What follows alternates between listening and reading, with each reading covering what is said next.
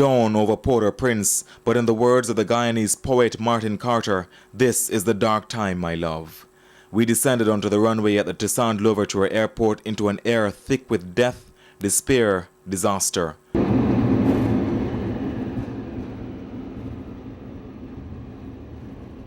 The poorest country in the Americas had become the epicenter of even worse suffering and the center of the world's attention.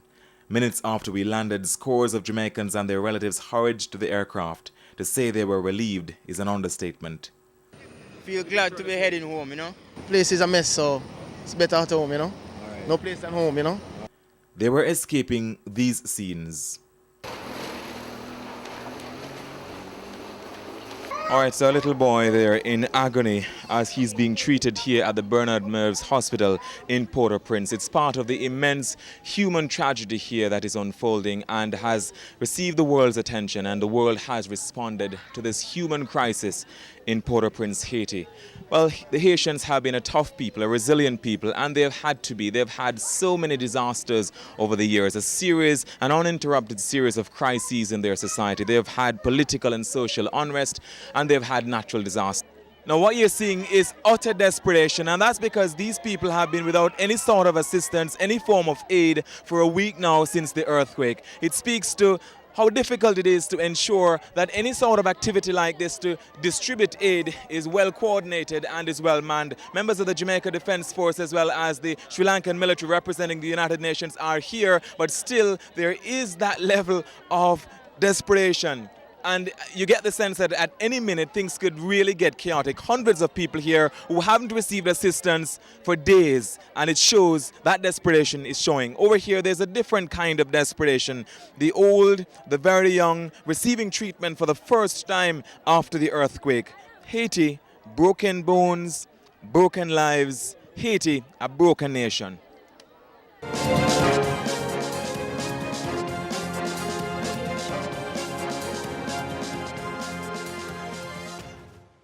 A warm welcome back to our coverage, CVM's unrivaled coverage of the lead up to the arrival of President Obama, the U.S. President, who will be touching down on Air Force One within the next 3 hours, we expect, at the Norman Manley International Airport. From then, he will take Marine One, that's the presidential helicopter, to Upper Camp. We're going to be talking about the route later and the activities that he'll be embarking on. But for now, let's talk about the fact that there are significant road closures as well as traffic diversions at this hour in the corporate area. Those would have taken effect around about 20 minutes or so ago. So motorists who are now traveling and navigating around the corporate area would by now be experiencing some of those closures and also would be having to take detours. Let's look at some of the roads, Tyrone. So Camp Road, Arnold Road, those have been closed. So traffic along Camp Road, which terminates at Crossroads, will be diverted along Arnold Road using Morosco Road onto Crossroads. So let's talk about Halfway Tree Road, Old Hope Road, Slipe Road, Caledonia Avenue. Traffic traveling along Halfway Tree Road, Old Hope Road, or along Slipe Road will not be allowed to turn onto Caledonia Avenue.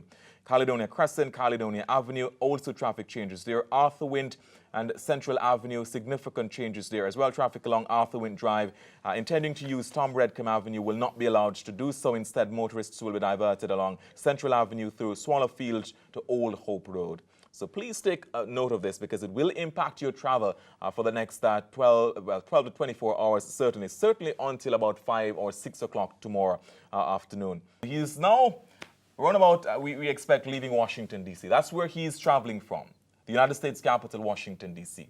He's going to make that flight on Air Force One. That's a computer-generated image of Air Force One. He's going to make that flight all the way from Washington, D.C., and to land at the Norman Manley International Airport on the Palisades Strip there in Kingston. All right, so Air Force One going to be touching down around about anywhere between 7 and 8 o'clock this evening. And by the way, don't worry yourself. Once we see Air Force One, when we get a sense that Air Force One will soon be touching down like that, graphic is showing you, we're going to be throwing to the airport for the live feed. So you will see everything there that's happening. So after Mr. Obama comes out of the plane, waves as that computer-generated graphic shows you he will do, he will take Marine One, that's the helicopter, from the Norman Manley International Airport and will head straight to Jamaica Defence Force HQ at Upper Camp. He will then go into that vehicle, or something like that. That's the Beast. The Beast will take him from Upper Camp and all the way to Knutsford Boulevard, where he's going to be staying at one of the hotels there. By the way, it's hardened steel. It's the most sophisticated Cadillac limousine you can find. That's why it's called Cadillac One, the Beast. So, of course, you'll keep tabs here. Keep tuned with us right here on CVM Television as we give you more information on that.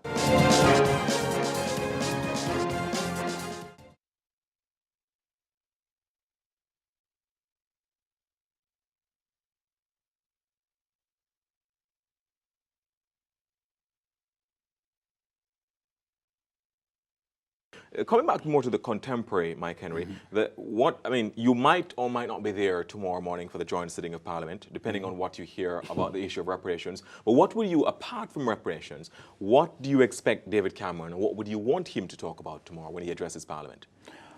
Well, the basic point he must address, in my mind, is equally the treatment of Jamaicans as they exist now in the United Kingdom, because with the whole new law of birth and passports, etc., Jamaicans are facing a great threat there who haven't established their identity because they went freely to the United Kingdom. In the other context of that overall, I really suggest to him, or to many people, you have to forgive me, chattel slavery is an important issue. And I would ask him to read and remember the poem that Winston Churchill used. If we must die, then let it not be like dogs. From Claude McKay. And chattel and Claude McKay is from Clarendon, right? And let us point out that under chattel slavery, you were merely a possession of your master, not slavery as internationally known. And in that context now in Jamaica, as I said, I believe the value of that figure is established. How can you repay that debt in a debt for infrastructure developmental plan, which relates to the issue? If you ask me what is one of the greatest gifts Great Britain gave us, was the railway. The railway connects every one of our ports. If we ever establish the redevelopment of the railway for the moving of goods and services and the moving of people, we'll reduce the economic cost of travel in Jamaica and re-socialize the country in many ways. And give you your tribute. You were the only person who's ever done anything about it. Thank you very much. So the basic point is that what I'm saying is that recognize that what you did was wrong.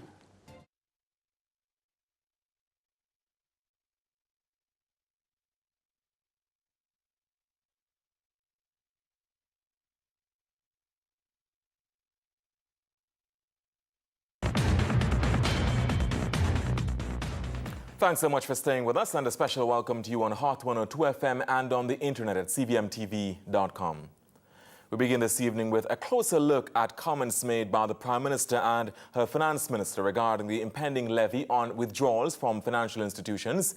Amidst growing controversy over the measure, Portia Simpson-Miller says Dr. Peter Phillips should explain the measure further. However, one political commentator argues the Prime Minister may well have to say more on the issue. This is what the Prime Minister told me on Tuesday about the impending levy on withdrawing money from financial institutions.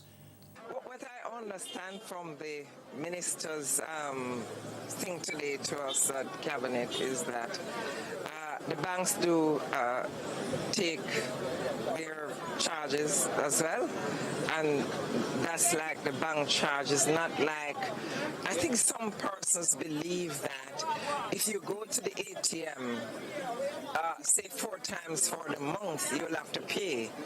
And my understanding is that I think the minister himself needs to explain this to the public that they can understand exactly what it is about. Right. But Prime Minister, wouldn't this essentially be passed on to the depositor, to the bank user at some point? You know what?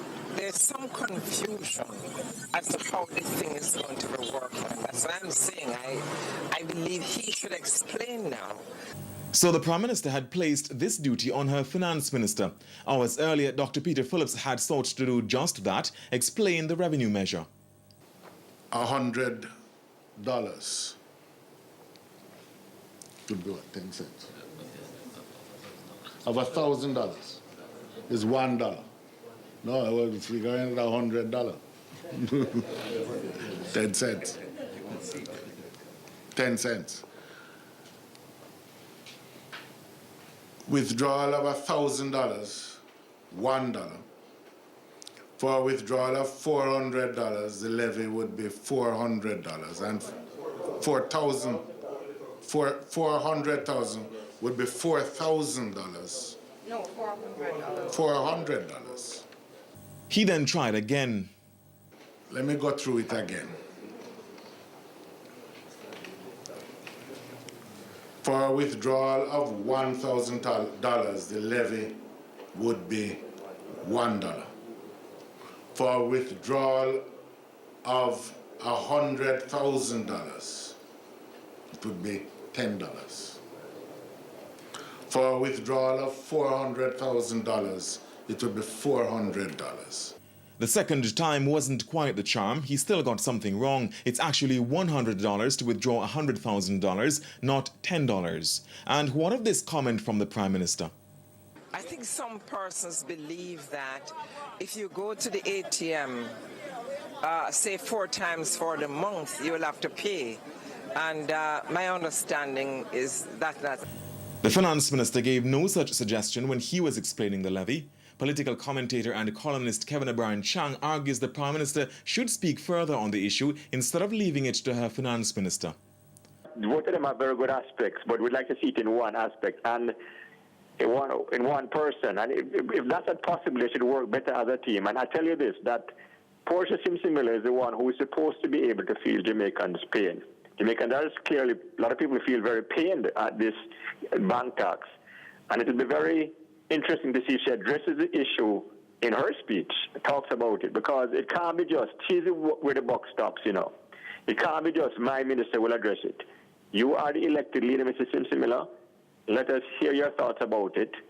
And for those calling for the tax to be withdrawn, the Prime Minister was non-committal. I can't say that. I'm not saying that at all. What I'm saying to you is that he is going to be speaking to it when he closes the debate, and I don't really want to take away from what he will say then.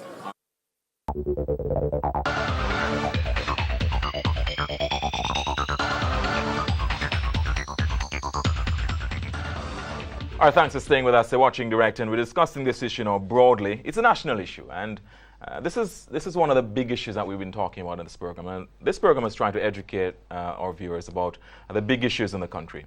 We've always said it's the economy, stupid. How man organizes to produce the means of his subsistence constitutes a fundamental relation to society. Man is an economic animal. Man must find the means to subsist, to survive, to eat, provide food, clothing, and shelter. And this is no different.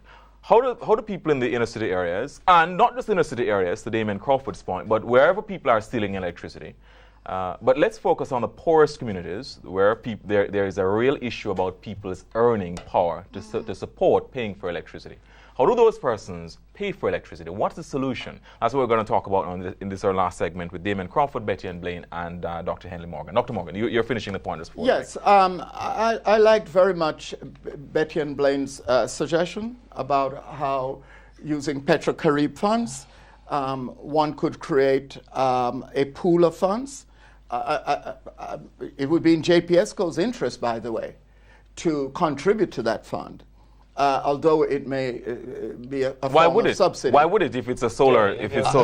No, the solar I am not buying because I know a lot about solar, and I know presently the upfront costs are too high to pay down by utilizing it. So what are you supporting with Betty and Blaine's point? The fact that you could have a fund established. Mm-hmm. I use the example of PATH, and you could identify those people who are really at risk. And you could have a way of helping them. You cannot have a free-for-all. But you're saying a lot of uptown areas are also, but they have another way. Instead of throw-ups, they bypass their and so you might not see it directly. You might not go and see the throw-up. It's the reason why it's these communities. Because by the study of 1988 into political tribalism, these were some of the constituencies that were identified as having grown up on a diet of socialized water, socialized electricity, and so forth. It is not, I am telling you, you can smirk at it, it is not in the consciousness of people that government should be paid for anything. And now that a private company has substituted for government, this is a All right, long-term problem. just before you come out, Dr. Damon Crawford, are you saying, Dr. Henley Morgan, that whatever arrangement is worked out, some of these people in these communities will not pay? Is that what you're saying? I don't think it's in our DNA.